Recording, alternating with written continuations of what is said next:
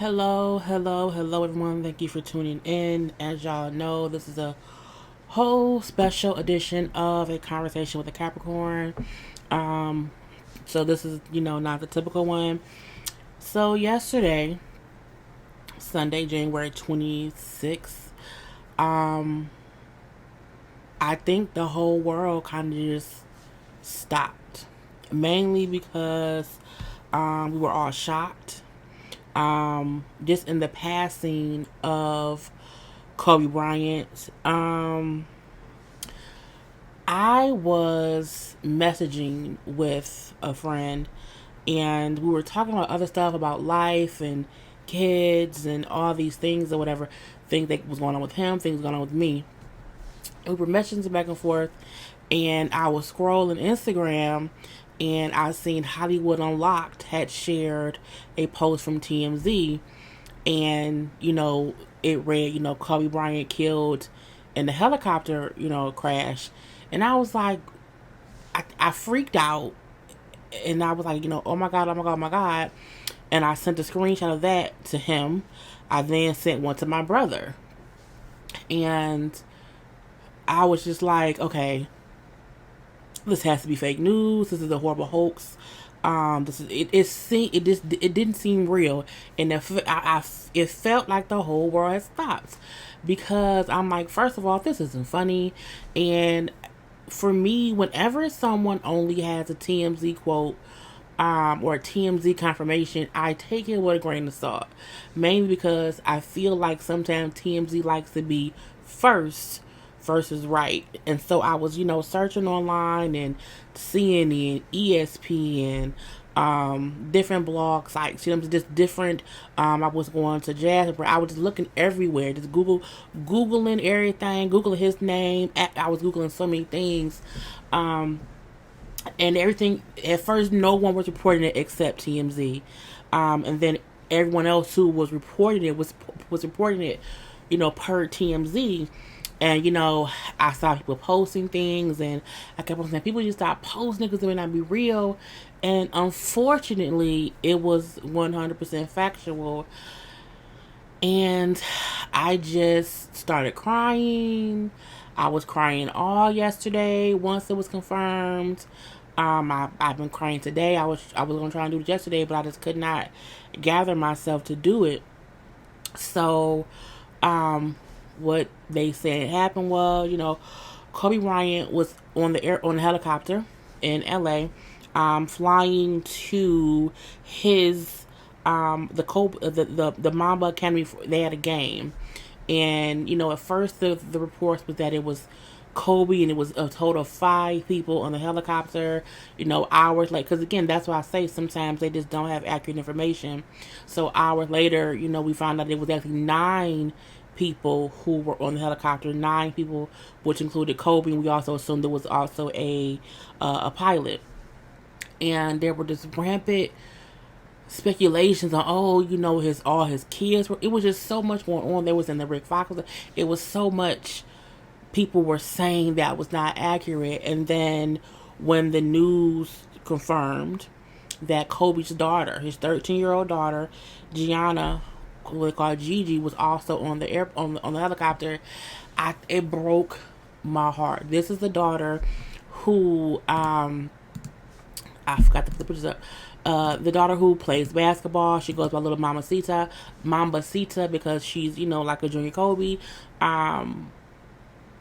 It was heartbreaking, mainly because we know how close a father-daughter bond is.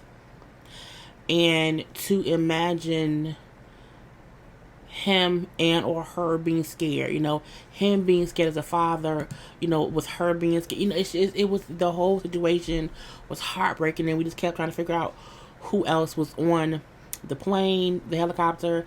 We were told that his wife was not on there.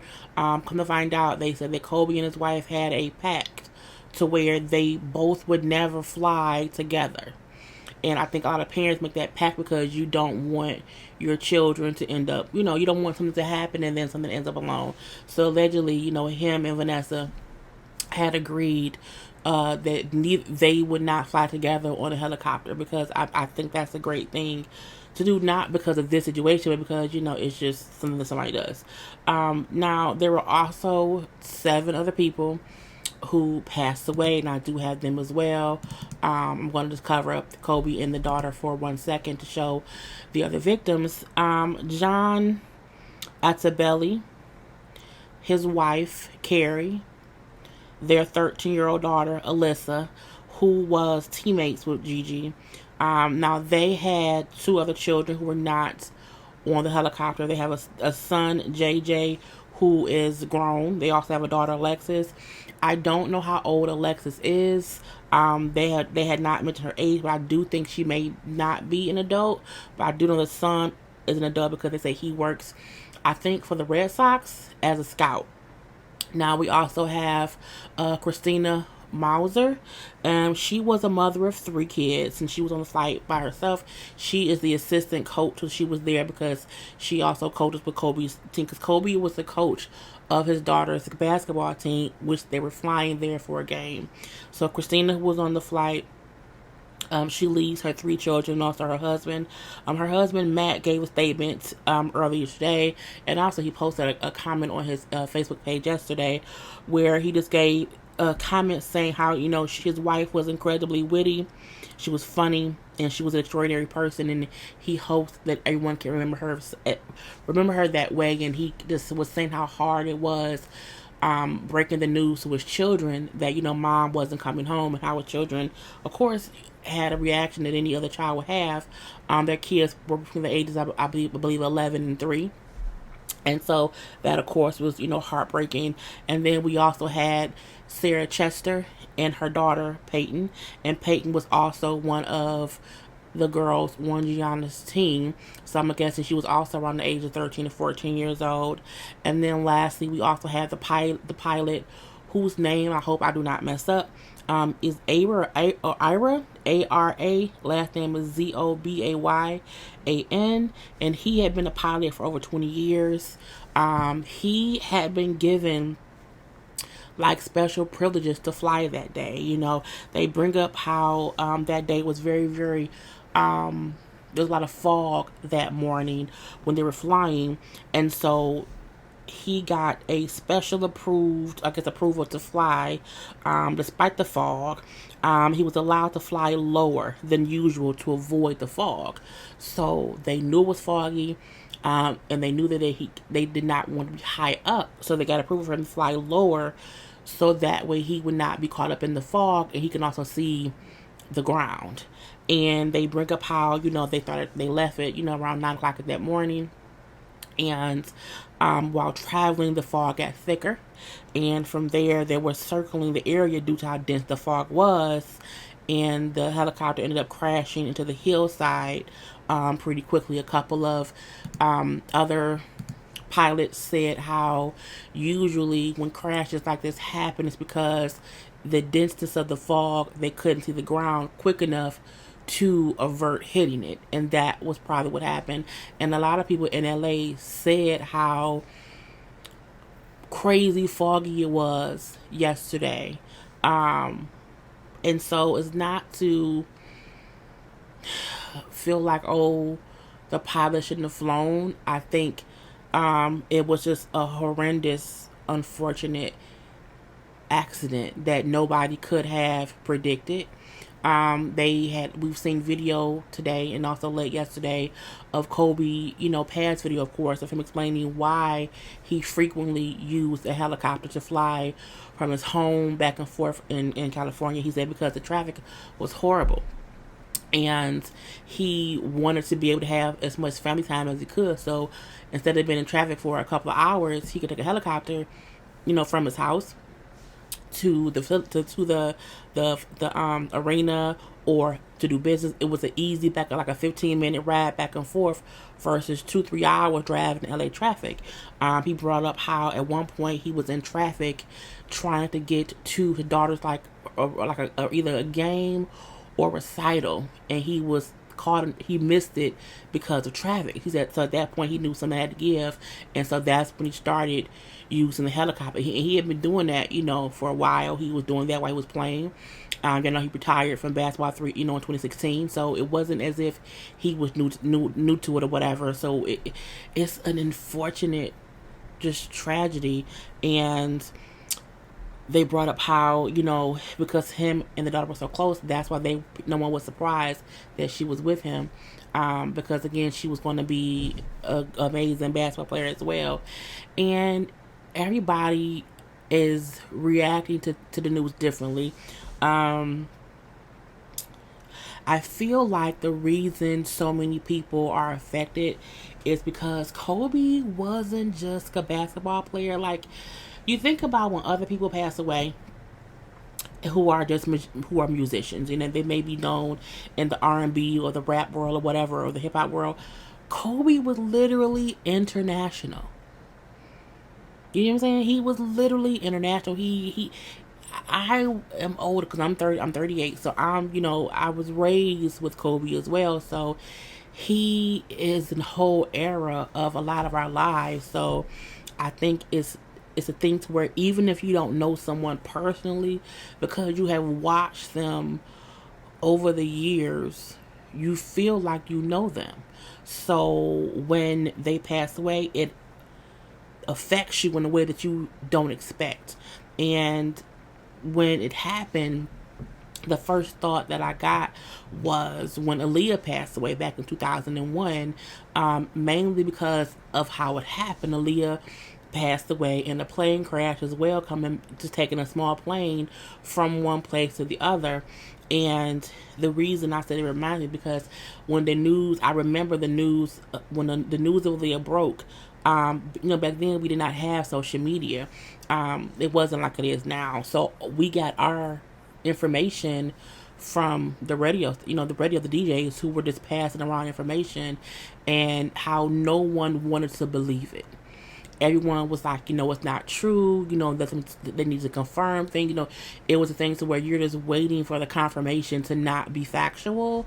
And as they're given more and more details, and we get to find out more and more of what happened, and more of who was involved, and it was reminiscent of that. And I also brought up yesterday how, Aaliyah would have been 41. Her birthday was just, on the 16th, same as my birthday, and Kobe was 41. So like this, Kobe was young. You know what I'm saying? 41 is not old. Like, he was literally, going to be hitting the second stage of his life, as everyone keeps bringing up, because he was coaching his daughter's basketball team. He was getting into, cartoons, into animated movies. He won an Oscar for his short film this year. And even some of his stats, 5-time NBA champion, 2-time NBA Finals MVP, NBA's most valuable player in 2008, 18-time NBA All-Star, 4-time NBA All-Star Game MVP, 11-time All-NBA first-time team. It's just, just so much he was doing, and I feel like he would have done, his support for females playing basketball, and just him as a husband and a father. And I think the thing that hit me the hardest was his children waking up and, dad not coming home, and his wife having to, realize her husband. Like, I think for me, knowing how I felt when my dad died and seeing my mom grieve my dad, I felt what Vanessa and his kids were feeling, and I feel like the world felt that too. Like, it was grown men on, doing interviews yesterday, crying, sportscasters crying, players crying, because Kobe wasn't just a basketball player. He was literally a legend to so many people. He was a friend, a husband, a brother, a son. He was so many things to so many people. And I think it's just a testament to who he grew to be, that no one wanted to believe that he was no longer here with us in his body. He's only here with us in spirit. And I'm happy I was able to get through this without crying. Um, I wish Vanessa peace, and I wish his children peace as well. It's like if there are no words, there are really no words to even try to understand. And I was listening to Ebro in the morning and them on Hot 97 on my way home today, and I was hearing how he and Rosenberg were saying how he gave us so much in the 20 years he played, in the league. Because if you think about it, the games he played, how many times he was always at a game early in the day or late at night, depending on when the game was, and how much time his family did not get to be with him for those 20 years. But we got him for that amount of time. So in his death, we owe it to his family to send them all the love and the positive vibes, and don't feed into any negativity that anybody tries to throw into this track. Don't even try to even deal with it. This is you have to ignore the devil when he tries to come and corrupt people trying to be positive and send love and light to people who are hurt. And not only Kobe's family, to the families of the rest of the victims, to John's family, because his daughter and son lost parents and a sibling, to Sarah Chester's family who lost her and her daughter, to Christina whose family, everyone has lost someone. And the most I heard was how people were, not acknowledging the other victims. And I don't think it's a thing where no one is acknowledging the other victims. I think we are all grieving for them as well. The only difference is we haven't grown with them for 20 years. So we are extremely sad that they also lost their lives, and we 100% grieve for their families as well. But the tears that people are crying for Kobe is because we feel like we know that man. You know what I'm saying? He played for 20 years. You know what I'm saying? He was 20 when I think he was younger than 20 when he entered the league. You know what I'm saying? So he was younger than 20 because he graduated. He left 3 years ago, but he was a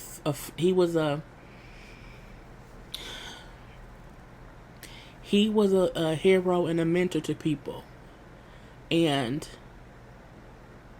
we respect that. And sometimes in respecting that, we grieve. So I hope I won't wake up tomorrow crying, but I don't know what will happen. But the families, as much as we can, we have to just give them light and love. We have to remember what's important in life, just in general. You do have to tell the people you love that you love them. I talk to my mother every day. I FaceTime my mother every day. I tell her I love her every day. I need to do that more with other family members as well. However, I feel, well, not that I don't understand, but I do feel like we have to acknowledge and give attention to our loved ones. I'm not saying that you have to every day leave your house and go to your grandparents' house or your auntie's house, your cousin's house, but still try in your own way to reach out to people and make sure that they know how you feel, and that I talked to my mom this morning. I text my brother, my sister, and my nephew. I love you throughout the day, because we need to do that more. You want to be sure that the people that you care for know it. Don't wait until they're gone to want to say it. I hope and pray that Kobe's family, the Peyton family, no, the Chester family, the Malta family, and also the Antebelli family and the Zobayan family, I pray them peace. And Kobe will forever be in our hearts and our minds and our spirit, because it's the same mama mentality. And it's amazing that he'll be inducted into the NBA Hall of Fame this year. That is also amazing. We know that Mark Cuban of the Dallas Mavericks is retiring the numbers 24 and also 8, I believe. So no one in that franchise will ever be able to wear those numbers. I'm pretty sure there will be more to come. They're hoping that they'll rename the Staples Center, Kobe or something after Kobe, because it's the house that Kobe built. And I don't think anyone ever expected this to happen so soon. But Kobe Bryant, 41 years old, may he rest in peace. May his daughter rest in peace, and everyone else who lost their lives in this unfortunate, tragic accident also rest in peace. And again, love, light, and to their families. Gotta go. Okay? Peace.